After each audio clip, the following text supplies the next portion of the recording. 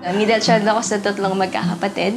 Sobrang tahimik lang ako dati. And hindi mo ako makikita, nakikipag-usap or tumatayo sa harap ng maraming tao. Kasi nga, sobrang mahihain ako nung bata ako. So, pag wala masyadong ginagawa, nandun kami sa harap ng bahay, nagbebenta kami ng halo-halo. Tapos, doon nag-start, halo-halo. Tapos, nag-grow na lang sa kikiam, fishball, mga street foods. Dumating kami sa point na nabaon kami sa utang. Na parang kahit pang tuition fee ng ate ko, kailangan namin ipamutang para lang makapag-push siya ng college niya. Kaya naging favorite ko yung talbos ng kamote. Kasi meron kaming parang 3 days or 4 days na yun lang yung ulam namin. Doon ko na-realize na naghihirap na kami nung time na yun. Dumating yung days na we're just surviving. So we're not just really hoping for a better tomorrow, pero parang gusto lang namin mag-survive. Before matapos yung senior high school namin, syempre, it's really important na you look for your, kung saan ka pupunta ng college, ganyan.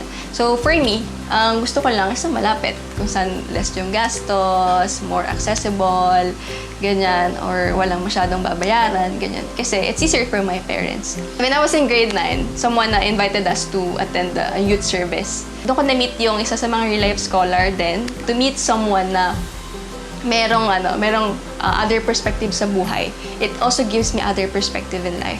Na hindi lang pala ako for this, hindi lang pala ako tahimik, hindi lang pala ako introvert, hindi lang pala ako hanggang dito. But there's something greater destined for me.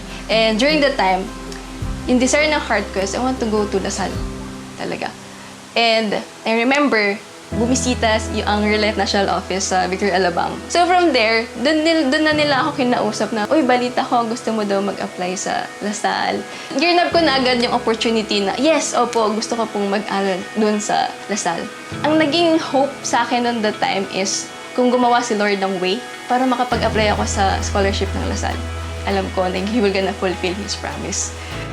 Nung nag-enter ako ng college, isa sa mga bagay na pinarealize sa akin ni Lord nung nandun na ako sa loob is walang malaking pangarap sa Panginoon. Maybe ito ka lang dati. Pero dahil you know the Lord, lahat ng feeling mo malaki, para sa Kanya maliit lang yun. I am deeply grateful sa partnership ng Real Life and De La Salle College of St. Pinild because kung hindi ako nabigyan ng privilege to have this kind of access sa quality education, studying in Benilde would be an impossible dream for me. Right now, I'm talking to different kinds of people, such as executives, CEOs, and at the same time, I'm also coaching the scholars and also discipling the next generation. Currently, I'm the brand ambassador and visionary officer to the very company that once supported me as a scholar. Real Life changed my mindset and my heart towards kung paano ko i-approach ang life. Kasi without Real Life, I feel like this kind of Erica would not exist in this world. To our Real Life partners, maraming salamat po sa inyong suporta at sa inyong pagmamahal para sa aming mga Real Life scholars.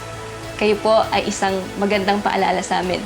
Isang reminder na mangarap ka lang dahil walang malaking pangarap sa Panginoon. At pag nangarap ka, Diyos ang bahala sa'yo. Erica's story reminds us that when faith is planted, even the smallest dreams can grow beyond what we once thought was possible. We have been privileged to walk with her through this journey, and we look forward to all that God has prepared for her.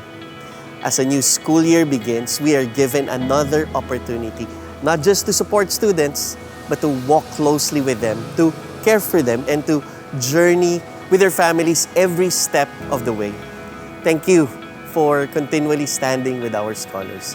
Because of your generosity, lives are being shaped, families are being strengthened, and futures are being transformed.